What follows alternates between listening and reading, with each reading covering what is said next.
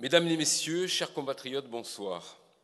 La mission d'un conseiller national dans les domaines de l'éducation et de la jeunesse revêt un rôle essentiel à Monaco. Il s'agit, comme dans la plupart des pays industrialisés du monde, du poste budgétaire de l'État le plus important. Or, nous pensons avec Ange Monégasque que les élus sortants n'ont pas joué leur rôle dans ce domaine. Nous avons assisté depuis 5 ans à une rupture du dialogue entre les membres de la Haute Assemblée et l'Éducation nationale.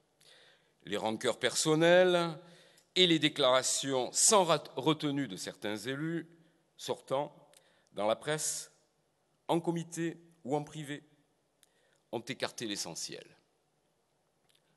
Comment peut-on avancer concrètement dans ces conditions? Pourquoi, alors que la grande majorité des familles est très satisfaite de l'enseignement à Monaco, les élus sortants critiquent systématiquement l'éducation nationale sans rien proposer de novateur, distillant des contre-vérités, attisant même des peurs infondées dans les familles.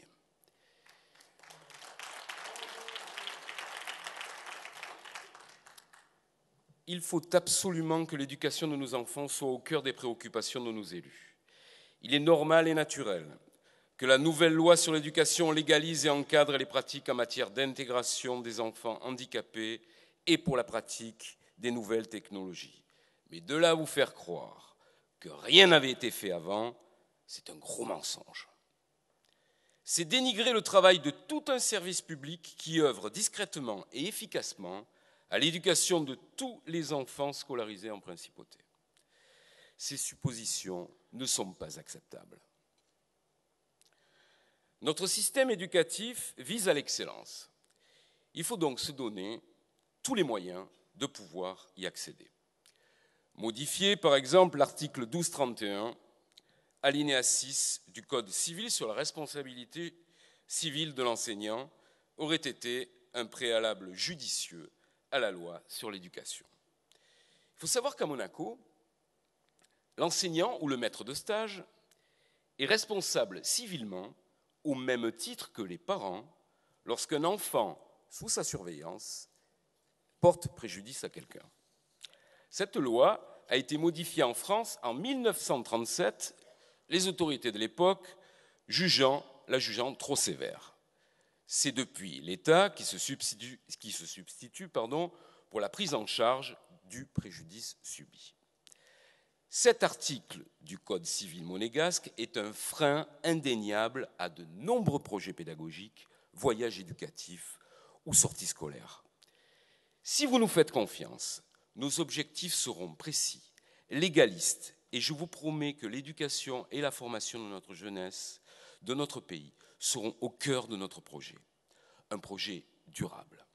Nous demandons, même maintenant, des études prospectives et statistiques pour une orientation efficace de nos jeunes vers des formations concrètes.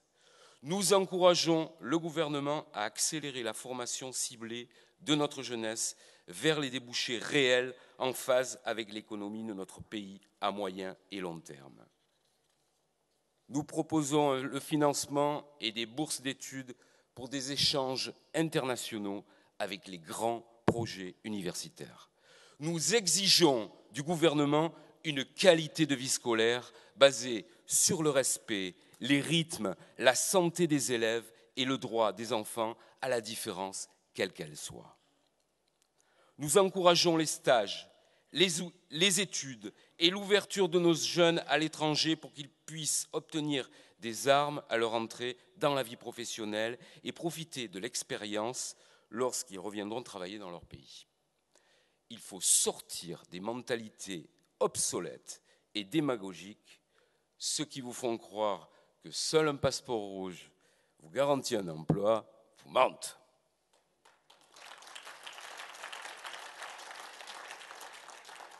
Je pense que nous devons travailler main dans la main avec le gouvernement princier pour que l'excellence ne soit pas uniquement quantifiable en termes de réussite aux examens, mais aussi dans ce quotidien de la vie scolaire. Cela passe par la formation des enseignants, la mise en place de projets éducatifs pour les élèves qui relèvent de besoins éducatifs particuliers, mais aussi, par exemple, pour le financement de classes de découverte, la création d'une équipe de répétiteurs, aide de vie scolaire, aux cours préparatoires, pour différencier, faciliter et affiner encore l'apprentissage de la lecture, ou encore la généralisation des cantines bio dans les écoles. Que par ailleurs, les associations monégasques de parents et d'enseignants soutiennent depuis des années et que les élus sortants découvrent comme par enchantement tout à coup la veille des élections.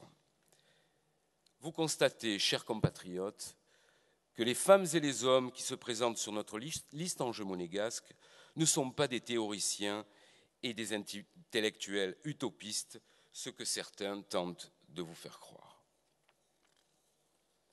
Nous avons beaucoup d'idées réalistes pour le futur et je vous appelle à vous unir pour que nos idées constituent les réalités de l'avenir de Monaco.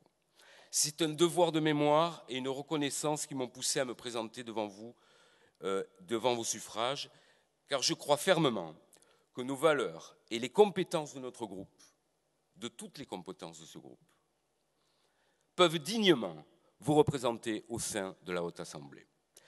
Parce que je veux rendre à mon pays tout ce qu'il m'a donné, tout en renouant en une tradition de combat d'idées et non de querelles stériles de personnes.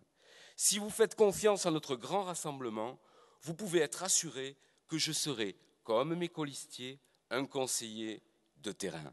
Oui, chers compatriotes, je serai un conseiller de terrain, au marché, dans les cafés, dans les commerces, sur les stades, toujours à la SOC, et à l'écoute des familles comme je l'ai toujours été depuis 20 ans.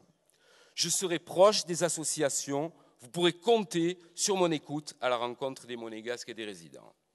Mais avec un bémol. Nous ne vous ferons pas croire que nous vous offrons des choses parce que tout simplement vous y avez droit. Nous ne promettrons pas les choses qui ne nous incombent pas. Nous pensons sincèrement que les conseillers nationaux n'ont que des devoirs envers vous. Nous sommes dans notre groupe soucieux de l'avenir de notre jeunesse et si vous avez des projets réalistes, cohérents, en lesquels vous croyez, soyez sûrs, chers compatriotes, que nous serons toujours là pour répondre en vos attentes légitimes et pour que vos enfants puissent, comme moi, trouver leur voie et le bonheur de se lever le matin pour exercer avec fierté la profession qu'ils ont désirée, pour laquelle ils auront étudié, pour Monaco, avec humilité et honneur. Je vous remercie.